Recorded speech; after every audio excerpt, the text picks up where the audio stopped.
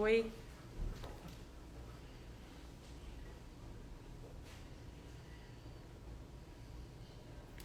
Primeira live, não sei o que eu faço com esse momento de espera, de silêncio. Aí peguei uma tacinha de vinho para tomar um gole para ficar relaxado.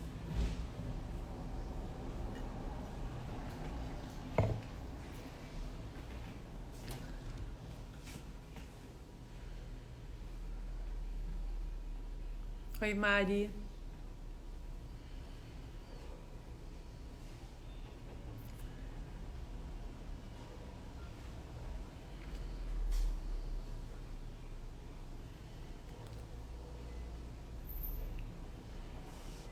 Vou esperar um pouquinho para fazer a introdução aqui. Oi, Paulinha. Ok. Então, eu sou Vera Saboia, sou amiga da Mari e da Cláudia, do Espaço Afluente, a gente se conhece há muitos anos. Fui convidada pelo Espaço Afluente para fazer esse bate-papo sobre intervenções urbanas com o arquiteto urbanista Miguel Pinto Guimarães, que eu estou conhecendo hoje, aqui, agora com vocês, embora já o conheça de nome e dos trabalhos maravilhosos que ele fez na vida. Para quem não conhece o Espaço Afluentes, é um coletivo singular, porque além de ser um coworking situado no centro do Rio de Janeiro, é também um núcleo de encontros criativos em torno da cultura, coletividade e desenvolvimento pessoal. Ou seja, um oásis para a gente se cuidar, para a gente se abrir, para a gente pensar e para a gente se tratar também. Agora, enquanto os escritórios estão fechados, eles estão, então, por conta da pandemia, fazendo esse conteúdo que migrou aqui para as plataformas digitais. E já estão fazendo alguns, já fizeram alguns. O meu é a primeira vez. Já o Miguel tem muita experiência nisso. Estou esperando o Miguel entrar para ele se apresentar. Para quem não conhece, a minha experiência vem de algumas coisas diferentes, assim, mas todas relacionadas à cultura. Tenho formação em filosofia, fui livreira muito novinha, trabalhei em todas as livrarias da cidade, trabalhei na na Dasibal, trabalhei na Timbre, trabalhei na Taurus, trabalhei na Livraria Argumentos, depois tive uma livraria, então vocês veem, eu sou apaixonada por esse mundo dos livros. Depois fui viver de gastronomia, então fiz uma cafeteria no Leblon que foi muito querida pelo bairro, chamada Ateliê Culinário, na década de 90. Foi muito feliz o projeto, era pequenininha e era ao lado de uma livraria, a Livraria Dantes, um sebo. Então, de novo, eu estava ali casada com os livros, casada com a Ana Dantes, que se tornou uma das minhas maiores amigas. Amigas de livro, amigas de café, de muita conversa, de muito pensamento. E depois disso trabalhei na Secretaria de Cultura com as bibliotecas parques e aí tive a oportunidade de ter uma experiência com a coisa pública com a cidade do Rio de Janeiro. Então, da cafeteria, que também é uma experiência de certa maneira, embora a cafeteria seja um comércio privado, é uma experiência também que diz respeito à cidade. Oi, Miguel, tô só me apresentando aqui, já você entra, tá? Ok. Então, além da cafeteria, né, que é um comércio, ela também me propiciou essa experiência com a cidade, com o bairro, com a vida de bairro, com a rua, como é que é o encontro das pessoas nesse espaço público que é uma cafeteria, que é uma praça, que é um espaço de calçada. E depois, nas bibliotecas parques, aí uma experiência com essa vida da cidade de uma maneira mais profunda e em bairros que não são bairros da minha vida, né? Eu nasci e cresci na Zona Sul do Rio de Janeiro, mas aí tive a oportunidade de conhecer não só comunidades e favelas no Rio de Janeiro, mas também todo o subúrbio carioca e a Baixada Fluminense, inclusive o interior do estado do Rio de Janeiro. Então isso me deixou cada vez mais apaixonada pelo Rio de Janeiro e cada vez mais me sentindo como cidadã, alguém que, como todos nós, né, devemos cuidar dessa cidade, cuidar desse estado e participar o máximo que a gente puder do desenvolvimento dessa cidade. Estava aqui lendo um texto muito bom do Miguel, não sei se ele depois pode partilhar para vocês, é um texto excelente, que faz um pouco a história da arquitetura, chegando até a cidade pós-pandêmica. Ele vai lá na Grécia Antiga, vai a Roma, e vem vindo, passa pelas cidades romanas, passa pelo sistema feudal, pelas metrópoles, passa pela Revolução Industrial e chega também às cidades liberais, mostrando como é o desenvolvimento de uma cidade.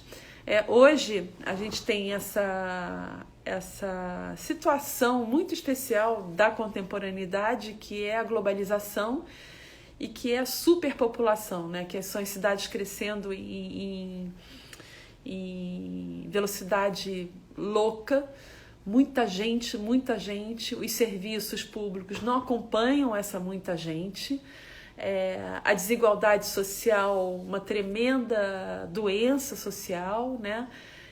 Ainda todos os preconceitos e todas as dificuldades que o ser humano tem de viver no coletivo, e ao mesmo tempo uma nova geração que está chegando aí apostando muito na coletividade, na coparticipação, na divisão, em dividir espaços e se sentir autor da sua rua, autor da sua cidade, fazendo intervenção nas praças, querendo criar hortas, e ao mesmo tempo também outros grupos sociais com uma realidade que nem isso permite, porque não tem saneamento básico, porque não tem uma praça, porque não tem oportunidade e tampouco forma de poder se organizar, e ainda assim tentam e fazem muito, de maneira que possam trazer para si também um mínimo de conforto da cidade, né? Desse lugar que a gente vive, que é a cidade, né? Então eu vou chamar o Miguel, que o Miguel pensa sobre isso lindamente. Não sei como é que faz para o Miguel entrar aqui.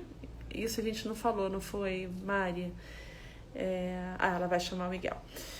E o Miguel, então, vai se apresentar ele próprio e vai falar um pouco para vocês o que ele está pensando desse momento da cidade do Rio de Janeiro e o que a gente pode sonhar sem deixar de fazer essas referências históricas que são fundamentais para que a gente compreenda o hoje, né? E aí, Miguel, bem-vindo ao Espaço Afluentes.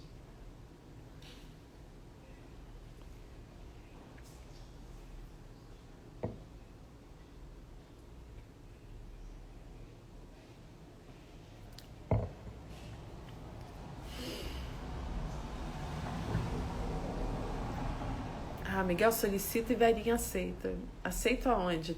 Clico nele assim? Deixa eu ver aqui. Aonde?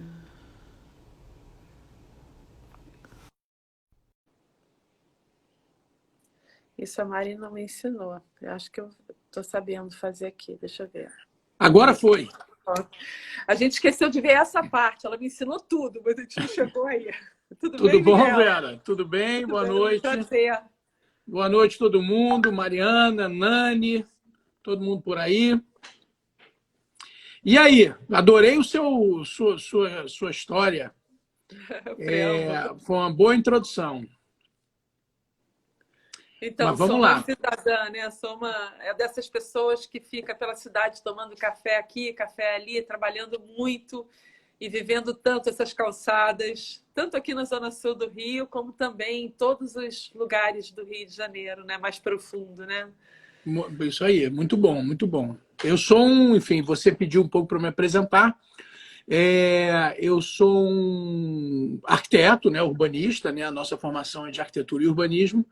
E eu sou também principalmente um apaixonado pela cidade, sabe? Eu acho que é uma paixão, tanto a cidade do Rio de Janeiro, claro, que é a cidade que eu nasci, vivo e trabalho e tudo, mas toda o centro urbano, toda urbanidade, toda confusão de cidade me encanta. Eu acho que eu poderia viver em qualquer cidade do mundo, porque toda tem o seu charme, quanto mais confusa, para mim, melhor. E eu adoro viajar para as cidades. Eu acho que a cidade é o habitat do ser humano, a sinergia, né, a cultura, acho que tudo tá. Eu não viveria bem. Adoro também a natureza, enfim, o campo, fazenda e tudo, mas acho que eu não conseguiria viver fora de um grande centro urbano, seja ele qual for. Enfim, mas estamos aí para conversar sobre essas cidades que tanto encantam, né, a gente e tudo. Vamos lá, vamos em frente. Então, queria. Tem uma coisa que sempre fica na minha cabeça, que é como cidadã, né? Que eu não tenho conhecimento, assim. Quer dizer, ganhei um pouco de conhecimento agora com essa história que eu li, que você escreveu, com essa cidade pós-pandêmica. Essa história é bem didática, bem clara, né? De como é que nasce a cidade, como é que ela chega à cidade que a gente tem hoje. Eu adorei esse texto. Se você puder compartilhar com todo mundo depois, vai ser sensacional. Na verdade, ele está num livro, que eu já vou fazer a propaganda aqui para vocês. Então faça propaganda, gente. Eu recomendo muito.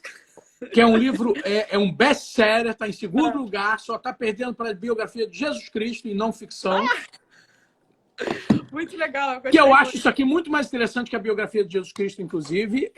Mas esse livro O Zé Roberto Castro Neves, que é um amigo meu, advogado, um cara interessantíssimo, é um especialista em Shakespeare, apaixonado por Shakespeare, e ele tem vários livros que são compilações de textos, né? Ele tem muitos livros sobre Shakespeare que são o direito no Shakespeare, então ele analisa todas as questões de justiça e de direito na obra do Shakespeare, tem o Shakespeare no cinema, enfim, tem um livro com a Bárbara Eliodora, que era a grande crítica. Então ele bolou esse livro, que é a junção de 50 textos, de 50, enfim, pensadores, pessoas atuantes em várias áreas, e cada um vai falando um pouco sobre a pós-pandemia na sua área, né? E surgiu muito daí, mas o livro está fazendo um sucesso danado, é muito legal e foi muito gostoso de escrever. Porque, inclusive, meu texto é o maior, eu tenho sou um pouco prolixo na hora de escrever, eu tenho uma dificuldade danada de escrever artigo para jornal de caber em 3.500 toques, mas, enfim,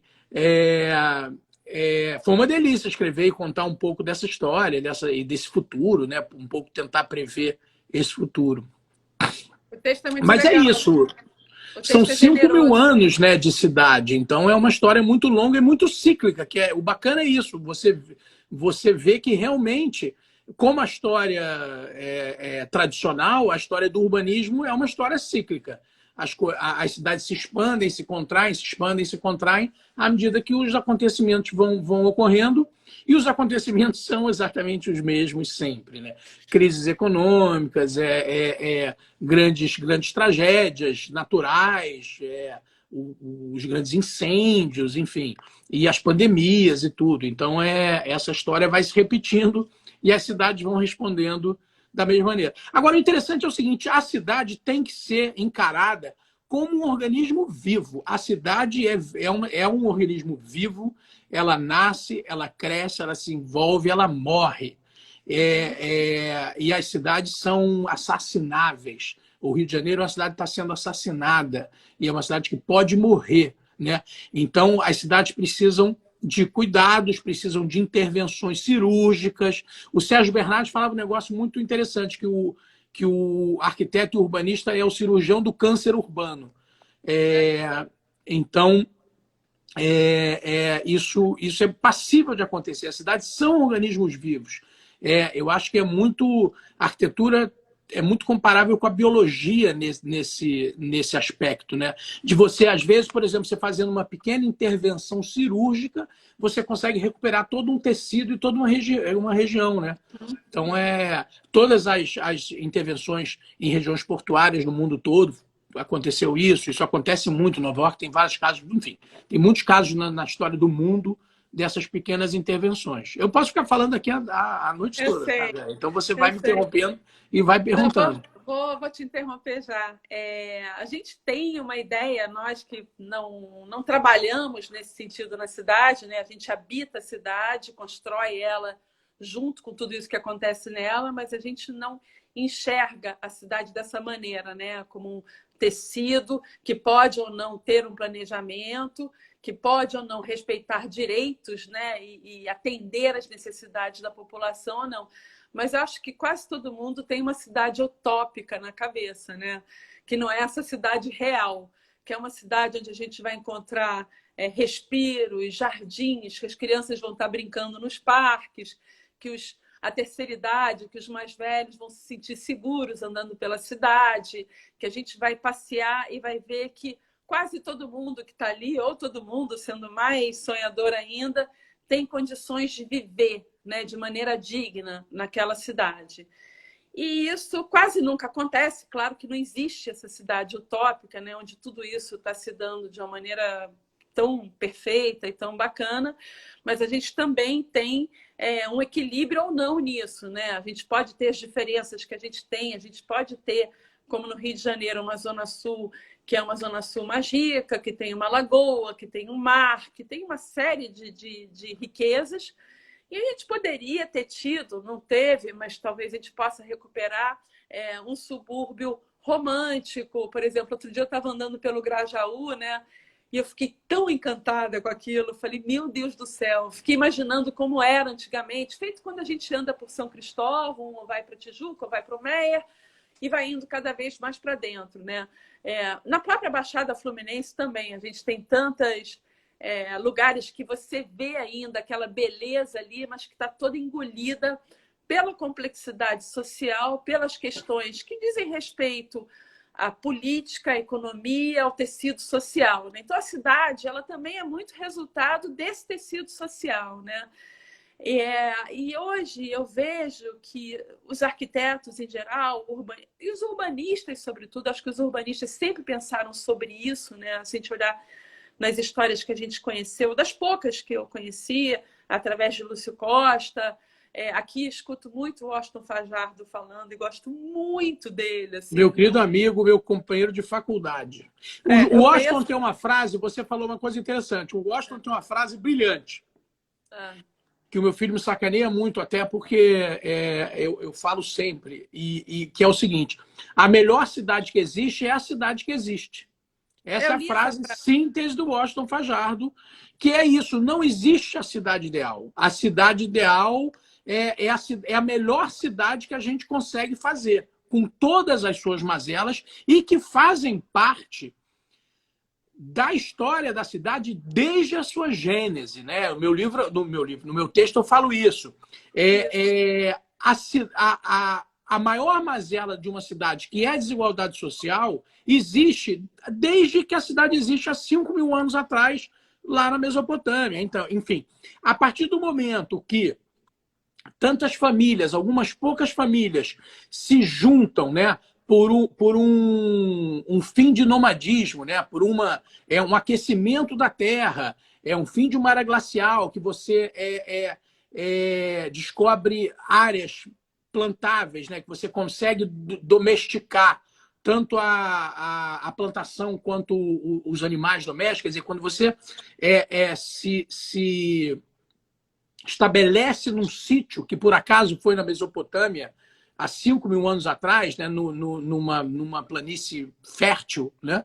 A partir do momento que essa turma, essas algumas poucas famílias se unem para criar regras de convivência, nesse momento já vem a desigualdade social, porque aí tem um líder, um guerreiro, um sacerdote. Então você começa que cada família que cultivava ou caçava para sua subsistência começa a ter que produzir um excedente de alimento para alimentar uma classe dominante, que é o sacerdote, que é o líder político e que é o guerreiro. Aí pronto, aí fudeu. A partir daí já vem a desigualdade crescente. Então, o maior mazela da cidade é a desigualdade social. Sim, e eu tive a oportunidade, Miguel, lá quando eu estava trabalhando na Secretaria de Cultura do Estado do Rio, com a Adriana Hatz, quando ela foi secretária de Cultura, grande secretária. Querida Adriana, brilhante secretária, muitas saudades do talento de Adriana Hatz na secretaria. Muito. Aliás, a gente teve muitos bons gestores culturais no Rio de Janeiro, na cidade do Rio de Janeiro e no estado do Rio de Janeiro.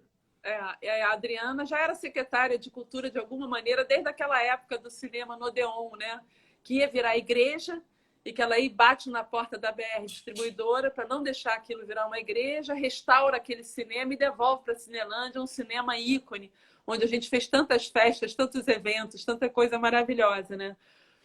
Mas, quando eu estava lá na Secretaria de Cultura, eu fui convidada pelo governo colombiano para visitar essas intervenções que existiram lá Maravilhoso. Em Medellín, em incrível. A gente Medellín. esteve Eu lá vi no muito, passado. você também foi? Que teve Fui. muita influência aqui naqueles projetos que estavam em curso no Estado, das UPPs, né, que eram tocados pelo secretário de Segurança, e das bibliotecas parques e das UPAs, né? Assim, desses complexos que chegavam com vários serviços públicos e com uma certa organização urbanística, ainda que tivesse ali um terreno limitado para isso, né? Não era uma intervenção profunda, porque nunca vinha o saneamento Não, era básico junto, ordenamento, é uma coisa simples, é era uma coisa ordenamento e assim. serviço público. O que tem que assumir é que as favelas existem, os assentamentos informais existem, eles são vizinhos. Na cidade do Rio de Janeiro, eles têm uma particularidade enorme, porque eles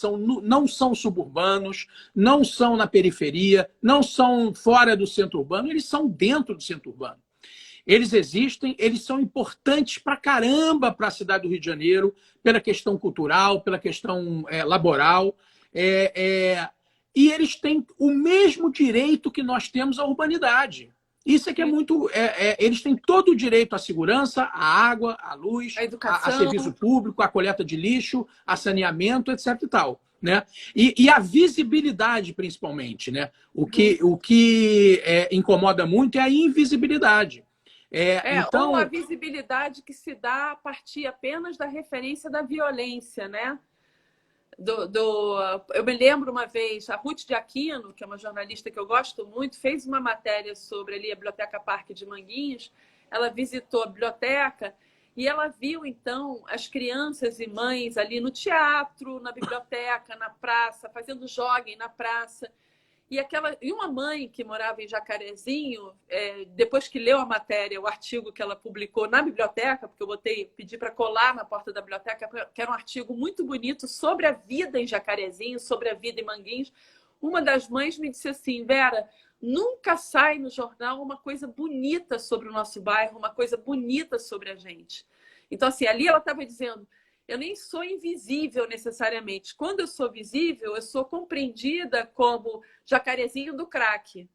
Jamais como Jacarezinho ou como Manguinhos da Biblioteca Parque, do Balé de Manguinhos, do hip hop, e de tudo que acontece ali, né, de artístico e cultural. mas a questão é o seguinte: a violência vem de uma omissão do Estado, né, de entrar nessas comunidades com serviços públicos, porque é mais prático essa omissão, é uma omissão deliberada, né, é mais fácil. O que precisa ser feito não pode ser feito em 4 anos ou em 8 anos, é um trabalho geracional, não vai ser resolvido, não vai ser inaugurado. Não, o prefeito não vai cortar essa fita com a banda da Polícia Militar tocando a Cidade Maravilhosa. É isso que acontece. Entendeu? Então, não interessa a nenhum governante resolver esse problema, que é simples. É entrar com simples e de longa execução. Que é entrar com o serviço público, com segurança.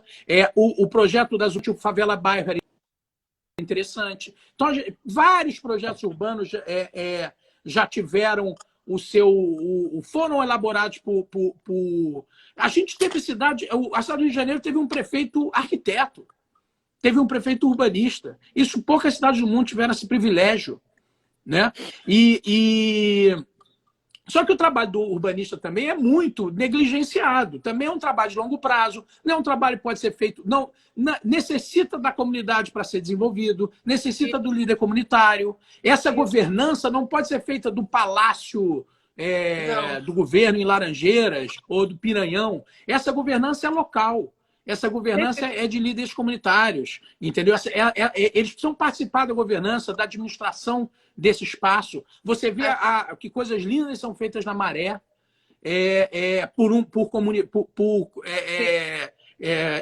enfim, junções de pessoas pensantes e criadores, etc. E tal. E o Rio de Janeiro tem outra peculiaridade, que é o seguinte: diferente de qualquer cidade no mundo, a maior produção cultural é das comunidades, é do morro, é do subúrbio, são das favelas. A nossa maior... e é muito impressionante. Eu fiz uma live com a Tereza Cristina contando... A minha vontade era contar a história urbana do Rio através dos sambas. Acabou que foi uma conversa muito louca, não se cantou nada, eu queria que ela cantasse os sambas que diziam sobre esse espaço. Mas é muito impressionante os poetas que tem, os artistas que tem na favela, nas comunidades. Toda a riqueza e toda a beleza do Rio de Janeiro está nesses espaços, né? Sem dúvida. E isso é muito diferente, é muito rico. Isso tem que ser valorizado. Agora, é preciso trazer esses agentes para o pensar e para o administrar essa cidade, né? Então, eu falo muito isso. Esse pensamento urbanístico, toda cidade do mundo tem um plano de 30, 50 anos. O Rio de Janeiro não tem, né? Até já teve... Isso que eu dizer. O Rio de Janeiro teve, o Eduardo Paes, que foi um grande prefeito, bolou um plano de Rio de Janeiro 20 anos, que era um plano contratado pela prefeitura, pensado para ser implantado ao longo dos 20 anos. No primeiro momento que o Pedro Paulo, que era o candidato do Eduardo Paes, resolveu dizer na campanha dele que ele ia aplicar esse plano, os dois foram processados pelo Ministério Público. Que loucura, né? Porque o candidato não poderia usar máquina pública, uso da máquina, aquela confusão, aquela babaquice enorme. Que coisa louca, porque o mais importante, né? Os dois foram processados. Um sujeito elaborou um plano, contratou o plano, e o outro candidato se propôs a usar esse plano, como todos os candidatos deveriam se propor a usar. Ou seja, estava tratando o plano não como plano de governo, mas plano de Estado, né? Como compromisso. Uma coisa que não era daquele prefeito, que não era daquele governador, que era um compromisso com a cidade do Rio de Janeiro, um compromisso que espelhasse o desejo do cidadão carioca, né? E que isso perpasse a qualquer prefeito, a qualquer governo. Essa é a ideia de um plano, né? E aqui no Brasil... Agora, Vera, tem que tomar muito cuidado. A cidade é muito delicada. É isso aí mesmo. É um organismo vivo, né? Qualquer intervenção é aquela coisa da teoria do caos, né? A borboleta em Singapura pode fazer um furacão aqui no Brasil. Então, a cidade tem isso, né? Então, qualquer intervenção é muito perigosa. Por quê? Essas intervenções higienistas do Pereira Passos do começo do século criaram as favelas, né? As pessoas, em nome de um embelezamento, que no fundo é um processo eugenista que a sociedade, o poder brasileiro é um processo quase da República, né? E do Brasil, colônia, enfim, tem um processo eugenista na governança brasileira, sempre teve. Mas então, tem que tomar muito cuidado com esse discurso, né? A reforma... Não adianta, você tem que manter essas comunidades locais, não adianta achar... Isso está muito cristalizado e é muito importante. O Rio de Janeiro é feito, o Rio de Janeiro tem essa situação única. O que é importante é trazer essa turma para a formalidade, para a cidade formal. Eu preciso juntar a cidade partida do Sueni, precisa ser costurada. E é fácil, porque os territórios são contíguos, né? Você tem as favelas estão em todos os espaços. Se você vê o mapa das favelas do Rio de Janeiro, elas estão entremeadas em todas as regiões, Zona Sul, Zona Norte, Zona Oeste. Então é preciso trazer formalidade para essa turma.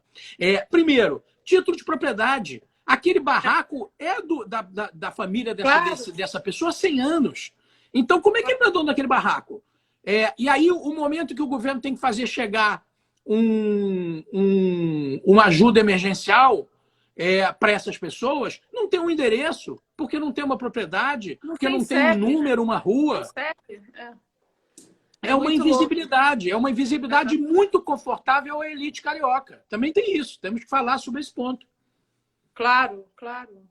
uma coisa aí, falando um pouco, chegando um pouco nessa questão da elite carioca, e vou pegar também uma outra história aqui de arquitetura mesmo na cidade, de uma recente transformação do Porto do Rio de Janeiro, né?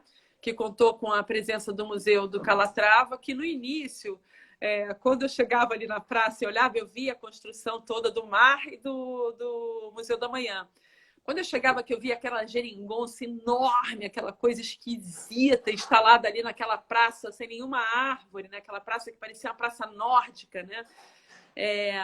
Eu ficava muito incomodada com aquilo, dizia, nossa, mais um projeto de megalomania, de monumentalidade, da egotrip de um arquiteto famoso, sabe? Eu olhava com esse preconceito mesmo, assim, e dizia, puxa vida, aí ficava pensando quantos milhões que não podiam ser investidos em pequenas coisas aqui. Tem tanta coisa bonita ali no Alto da Conceição, na Gamboa, quanta coisa para ser recuperada, quanto patrimônio, né, jogado fora no Rio de Janeiro. E aí, pois bem, abriu o museu, que eu também achava, puxa, que serviço que esse museu vai prestar para a comunidade. E, para minha surpresa, eu até fui trabalhar lá dentro, né, porque voltei para a gastronomia, que de cultura já estava ficando difícil. O ateliê é lá, né? O ateliê é lá. Pois é. Aí, vou fazer só uma crítica ao ateliê que não tem Coca-Cola, ó. Eu fico desesperado quando eu vou no Museu da Manhã e não tem Coca-Cola. Eu tenho um sócio que me reclama disso diariamente. Fico desesperado. Eu levo na bolsa quando eu vou no Museu da Manhã para tomar minha Coca-Cola. E aqui eu fico dentro de uma caneca de louça, igual a do Jô. Você fica fingindo, porque eu faço muita live para a Gota, que é uma gente, os ambientalistas, essa gente que, entendeu? Que não, super... que come direito, que come só e tal, eu escondo a minha Coca-Cola. Então, mas aqui eu posso falar, aqui eu estou livre das amarras para falar nesse assunto. Eu tive uma experiência engraçada ali, porque eu tinha todo esse incômodo, então para mim foi muito difícil, porque aí eu entrava todo dia para trabalhar ali e olhava aquilo tudo e dizia, nossa, esses vidros, esse investimento, nossa, como é que vai ser a sustentabilidade desse museu, que tem que levantar essas hastes todas com células fotovoltaicas que vão acompanhar o sol para lá e para cá. Era tanta complexidade ali naquela arquitetura. E eu fiquei pensando, puxa, a quem que isso vai servir? Como é que isso vai ser apropriado pela cidade? Que tipo de transformação isso vai trazer? Porque eu sei que esses monumentos arquitetônicos tem um papel muito incrível às vezes. Às vezes não, às vezes dá tudo errado. É o chamado efeito Bilbao. E eu escrevi um pouco sobre isso também. É o chamado efeito Bilbao. Realmente tem. Eu tenho uma visão um pouco diferente. Eu escrevi na época sobre isso, tá? Inclusive ali no Pier Mauá tinha projetos muito bons. O projeto do Índio da Costa era maravilhoso ali. Inclusive é mais bonito do que o do Calatrava. Mas o que eu acho, e eu defendi muito a vinda desses arquitetos estrangeiros em determinado momento, na época do César Maia, que vieram todos. Jean Nouvel fez projeto ali, a Zaha Hadid fez projeto, Calatrava fez projeto, o Norman Foster fez projeto. Eles vieram aqui em algum momento, nesse momento dessa desglobalização. Hoje eu só falo em desglobalização, mas na verdade no momento da globalização. Tem uma questão que é o seguinte... Eu sempre briguei muito que o poder público não é mais caro construir bonito e construir feio, tá? É o mesmo preço, tá? Então o poder público não pode pecar em nenhum momento. Em nenhum momento ele pode fazer uma cabine da polícia igual tem ali no estádio de Remo. Ele não pode fazer uma creche mal feita, ele não pode fazer uma escola mal feita. Ele tem que fazer com beleza. Inclusive o seguinte, eu escrevi muito sobre isso também. As comunidades demandam e merecem beleza. Construir com... deixa eu botar só a bateria aqui, que é a pessoa que vai apitar. Peraí, que vai acabar. Vou botar para carregar. Então, é possível construir... não é possível, não. É obrigatório construir com beleza. Tá? Você pode fazer uma moradia popular com beleza.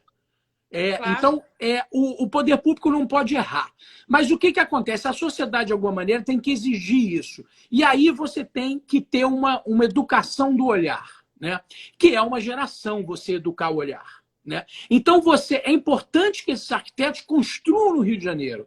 É importante que o pessoal que frequenta a Praça Mauá, que é muita gente, a visitação do Museu da Manhã é enorme. Né? É importante que... E é popular, é muito popular. É popular. É importante que eles conheçam o mesmo que conhece o morador de Valência, ou o morador de Lisboa, ou o morador de Paris. né? Isso. Então, é legal que esses caras construam aqui. O Niemeyer só é o Niemeyer porque ele construiu muito na França. Claro. Isso hoje representa uma mudança de paradigma muito grande, porque as bibliotecas parques, por exemplo... Que é lindo o projeto. O da presidente Vargas, que é um projeto da Bel Lobo incrível. A gente não queria uma biblioteca com cara de repartição pública. A gente queria uma biblioteca que fosse bonita, que fosse bela, que as pessoas entrassem. Tem até uma história linda em Manguinhos. Lá o projeto não era da Bel, mas também era um projeto muito bonito.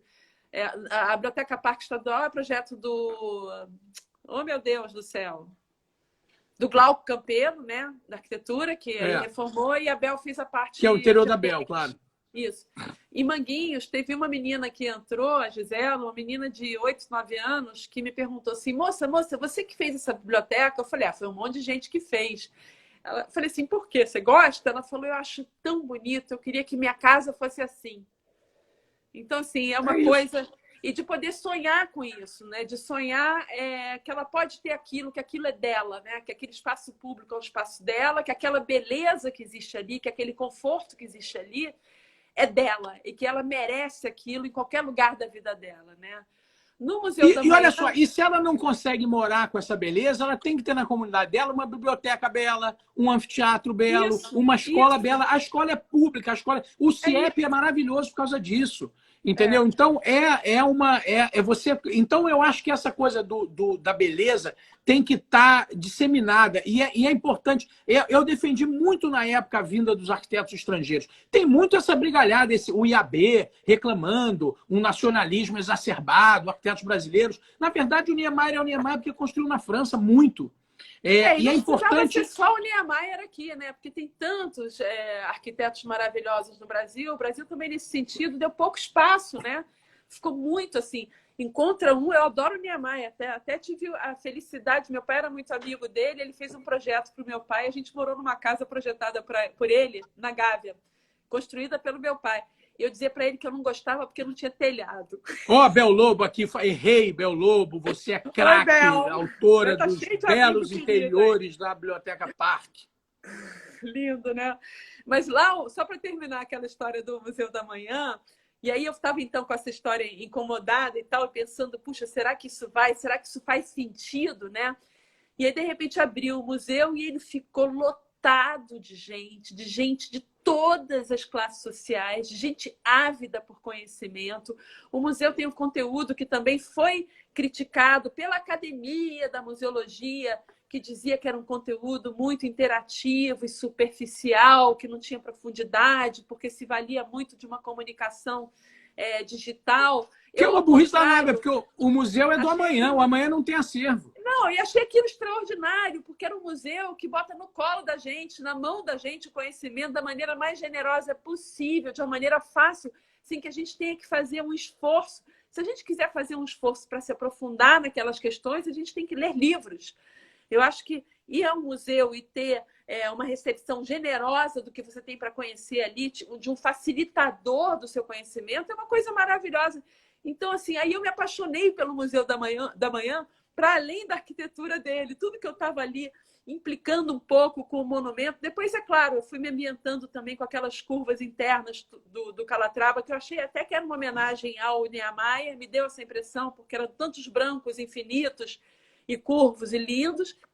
E lá fora, até hoje eu olho para aquilo e fico imaginando, às vezes eu fico imaginando um futuro meio estranho para aquele museu. Eu imagino assim, como as cidades morrem, o museu também morre.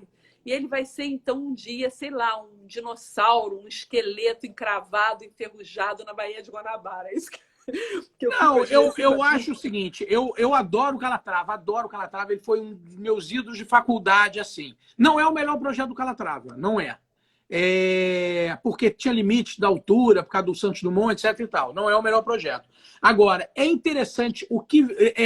E aí não entra a questão do gosto pessoal, tá? porque aí cada um realmente tem o seu. Mas é importante a presença dos grandes arquitetos no país, no Brasil, no São Paulo, no Rio, nas grandes cidades.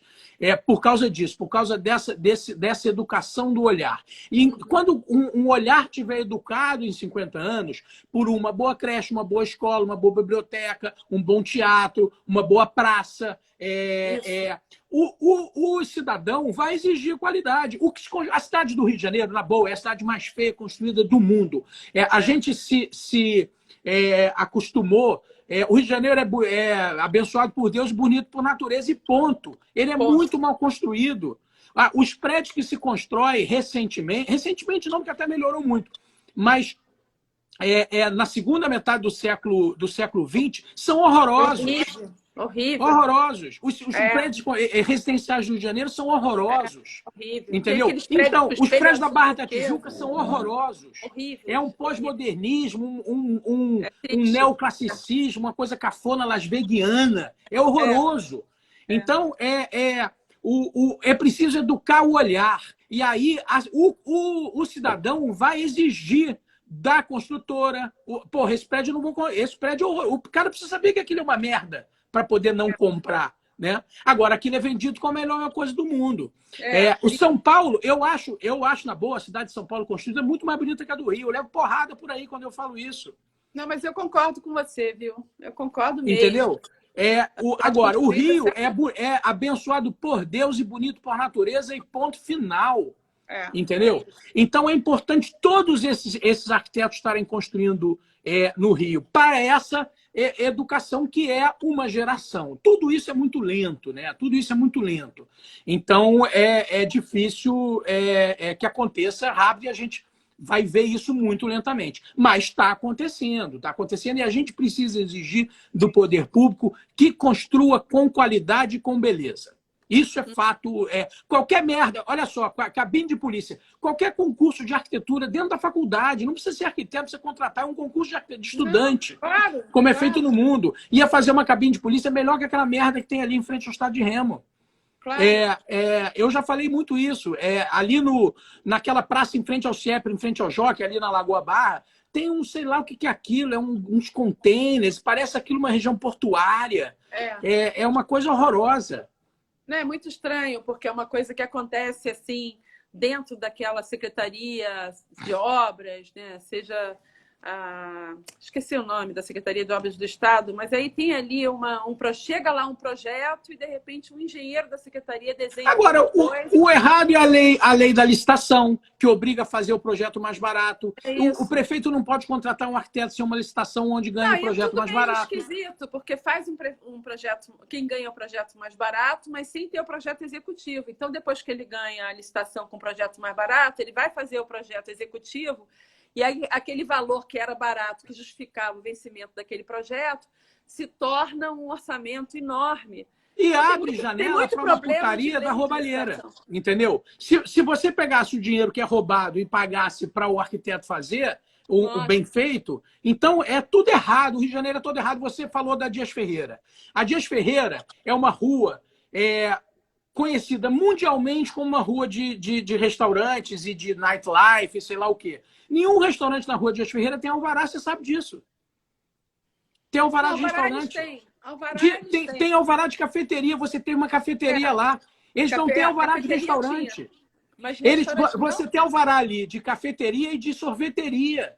É isso. O meu alvará de cafeteria eu não podia vender vinho. Eu vendia vinho sem poder vender vinho e em algum momento eu tive que parar de vender vinho. Tem absurdo maior do que esse. A Rua Dias Ferreira é um lugar de restaurante, é o maior point de turismo do Rio de Janeiro. Há quantos anos? Há 30 anos, desde que o Sushi Leblon se colocou lá, que estava o pronto. Entendeu? E aí aqueles restaurantes não têm alvará de restaurante e só achacate por fiscais todo mês. Porque um diz que é sorveteria, não pode vender vinho, o outro não pode isso, o outro é café, o outro não sei o quê. É óbvio que tem que dar uma canetada e ali é uma rua de restaurante. Que palhaçada é essa? É tudo... Entendeu? É tudo uma esculhambação, uma informalidade. O Rio de Janeiro não vai dar certo desse jeito. Eu escrevi um artigo para o jornal logo depois do Carnaval. O Rio de Janeiro do Carnaval é um Rio de Janeiro que dá certo. O Rio de Janeiro do samba é o Rio de Janeiro que dá certo. Aquele desfile de escola de samba é uma coisa mais impressionante do mundo. São 12 escolas de samba, cada uma com 4.000 pessoas. São 50.000 pessoas que passam ali com uma orquestra, um enredo, não sei o que e tal. E não dá nada errado. Sem ensaio. É incrível. Por que as pessoas não aprendem com essa gente? É. Entendeu? É muito louco. Me irrita profundamente essa cidade do Rio. Eu sou apaixonado, acho que ele tem um super jeito, mas eu fico muito irritado. Mas está todo mundo muito irritado, né, atualmente, então nem se fala, né? Porque a gente teve aí alguns anos atrás, né, com Eduardo Paes, e mesmo com Sérgio Cabral no governo, né, no início do governo dele, a gente acreditava que existia um projeto sério ali, né, que não estava daquele jeito que depois mostrou estar, né, com tanta loucura no meio. A gente estava sonhando com o Brasil, né, naquele momento melhor. A gente estava sonhando, mesmo que os projetos públicos tivessem seus problemas, a gente sabe que quando o governo federal, por exemplo, lança um projeto federal de Minha Casa e Minha Vida, ou seja lá o que valha, a chance de errar é imensa. E erraram muito, assim, porque é uma droga o projeto, né? Quando você visita...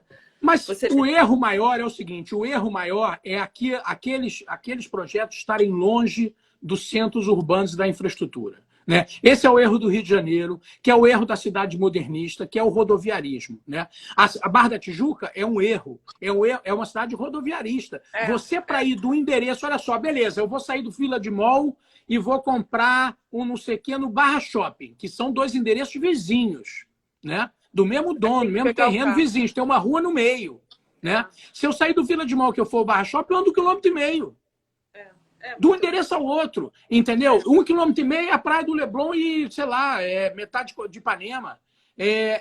Então, o Rio rodoviarista não existe. O Rio precisa voltar para o centro. Agora é uma oportunidade única que as empresas vão diminuir, vão sair alguma coisa do centro da cidade. As pessoas têm que morar no centro da cidade, têm que morar na Avenida Rio Branco. Essa era a ideia toda. A ideia do Porto, o projeto do Eduardo Paes para o Porto é revolucionário. Não deu certo porque a Caixa cagou o projeto todo. Isso. Porque era para ter moradias junto com empresas no centro do Rio. Isso ia viabilizar todo o Morro da Conceição, que é uma área incrível que você falou aí. Onde já nasceu o samba na Pedra do Sal, uma maravilha aquilo tudo. Um casario incrível. E foi muito... Olha só, a obra que foi feita pelo Eduardo Paes, com todo a participação do pessoal do patrimônio, do Austin Fajardo, Laura de Blasi, do IRPH. Foi incrível aquilo, né? Acho que o Cais do Valongo, a recuperação do Cais do Valongo, patrimônio da humanidade, o calçamento daquelas ruas ali, Barão de Tefé, etc. e tal, é de uma qualidade que tem em Paris. É isso mesmo. Uma obra mal feita, tá? Vamos combinar aqui que é uma obra mal feita, mas o projeto... Em Bogotá e Medellín, a qualidade assim, desses acabamentos urbanos, meio fio, banco, mobiliário urbano, um negócio extraordinário. Não precisa nem ir a Paris, basta ir aqui a Colômbia, né? Exatamente, mas no exatamente. Brasil é difícil isso, né? E tem uma estética. Agora tem uma estética engraçada. Medellín é uma cidade que é toda de tijolinho. Os prédios residenciais são lindos, avarandados. Tem uma arquitetura boa, isso é básico. É o mesmo preço para construir bom e mal. Entendeu? Para construir bem e mal. É isso. É isso. Eu fico me perguntando, assim, quando a gente estava falando também da beleza da cidade, né? E a beleza, tem uma beleza que a gente pode compreender como universal. Vamos todos concordar que aquilo é belo. Mas tem uma questão de gosto também, né? O que a gente acha belo e o que os outros acham belo. Quando eu passo ali em Ipanema, cara, eu fico com vontade. Aí eu me vejo com pensamentos horríveis, assim. Eu fico assim, puxa, se eu fosse prefeita, eu não ia deixar construírem um prédio como esse em Ipanema. Tipo um prédio envidraçado, com vidro espelhado azul. Não ia deixar isso acontecer. Mas a cidade é um organismo vivo. A democracia não permite que eu... Isso aí, olha só, já tive muita... Como é que a gente pensa isso de uma maneira democrática? Tudo bem, Claudinha, estamos ligados nos 10 minutos. Como é que essa última questão... Vera, não de maneira democrática num conselho ou num grupo não pode de pessoas? pensar, não pode pensar assim. Não pode pensar. Eu sou contra totalmente isso. A solução para isso é a educação do olhar, é o que eu falei, mas demora 50 anos, né? É o Museu de Arte do Rio, né? O cidadão de Paris, ele vive naquela cidade há 2000 anos. Sei lá quanto tempo, enfim, há 1000 anos, pelo menos, Paris tem aquela cara medieval, pelo menos o centro de Paris tem aquela cara. Mas o cidadão europeu convive com a cidade europeia é muito mais bonita que a americana, que tem 500 anos. Mas a cidade a Europa convive com aquela beleza, né, com aquele ordenamento há muito tempo, né? O Rio não tem. Então é uma educação do olhar. Isso não pode. Eu não posso fazer conselho nenhum. Hoje, esse conselho, beleza, esse conselho seria, no meu entender, o Aston Fajardo, Laura de Blasi, pessoas brilhantes que pensam na cidade, mas e no próximo governo? Quem vai ser esse conselho? Esse conselho é eleito por quem? Então, o conselho estético é impossível. Já tentou fazer isso para as esculturas urbanas, né? Numa época que tinha essa coisa das esculturas urbanas, que era um projeto até muito interessante, tentou-se fazer isso. Mas isso não pode acontecer. Eu acho que tem que ser o contrário, é a educação do olhar do cidadão para rejeitar o feio. E aí é o mercado que regula isso, não tem jeito.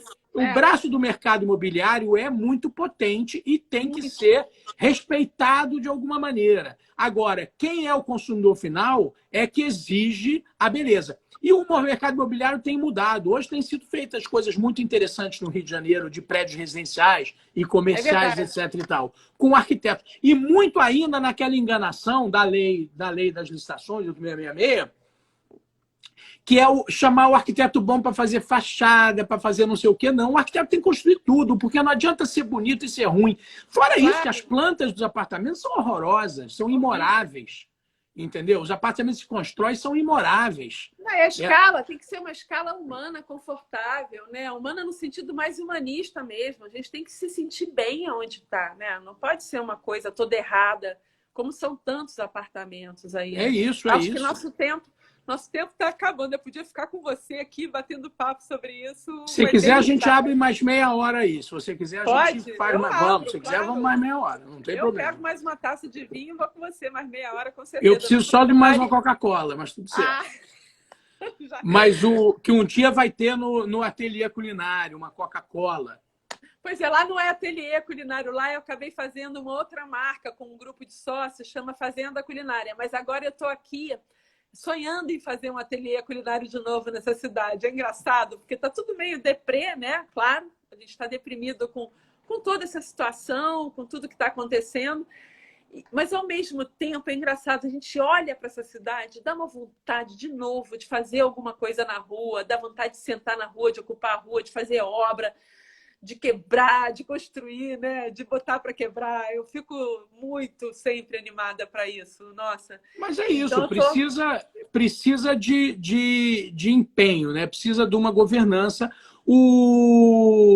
e que tenha compromisso com 3 coisas: turismo, cultura, né? Que eu acho que importa para essa cidade. Ontem eu estava fazendo uma live com o Guilherme Wisnik. E tem um texto dele que critica muito a falta do urbanismo, né? O momento em que o mercado imobiliário incorporou os arquitetos e urbanistas, cooptou os arquitetos e urbanistas e eles deixaram de pensar no social. Teve um momento ali, nos anos 60, 70, que migrou-se para a produção de moradias, uma coisa muito industrial, e deixou-se de pensar no social. E os urbanistas foram esmagados nesse momento. A gente não ouve falar de urbanismo. A gente parece que é uma coisa muito etérea, é uma coisa muito filosófica, é um pensador. Filósofo. É um filósofo, entendeu? Então, esse papel do urbanista desapareceu. E o aí, paisagista também, né? O paisagista também desapareceu. Também. E aí o seguinte, o Guilherme tem uma visão muito interessante, Wisnik, que eventos urbanos passaram a ter o papel de urbanistas, de urbanização. Então você vê, a virada cultural de São Paulo tem um papel urbano incrível. A ocupação do Minhocão tem um papel urbano importantíssimo. A ocupação da Paulista com fechamento. Então, a cidade ela é orgânica. Né? Uhum. A cidade local, ela é. O local tem um papel incrível, né? Aquela feira de jovens ali que surgiu e que vai mudando de lugar na cidade, né? E trazendo uma forma diferente de estar no espaço público, né? Aquilo tem um impacto urbano enorme na cidade, né? A junta local. Acho incrível também. E aí vai o Paulo Vidal, outra pessoa importantíssima na cidade do Rio de Janeiro. Paulo Vidal, que foi de todos os órgãos de tutela municipal, estadual e hoje está no IFAM. Pessoa importantíssima, pensador importantíssimo. Eu conheço muito o Paulo. Pois ele falou, eu falei com ele hoje, ele falou de você. A gente trabalhou junto. Maravilhoso. Não, muita gente boa, né? Se a gente pegar, assim, porque as pessoas têm uma ideia muito ruim. Ô, Vera, vou fazer o seguinte, agora eu vou te dar uma dica que você não fez live. Você tem que fazer o seguinte, você vai desligar agora, você vai encerrar essa live, você vai gravar. Vai botar para gravar, você vai botar gravar, botar no IGTV, e aí você abre outra e eu entro de novo. Tá bom, eu vou tentar. E aí todo mundo que está aqui entra de novo. Vamos seguir mais meia hora, até 7h30. Eu já estou dando ordem aqui na live do Afluente. Ainda bem. Tchau. Eu vou pegar uma Coca-Cola nova e mais um pouquinho de gelo. Eu vou pegar um vinho, tá bom. Então vamos lá.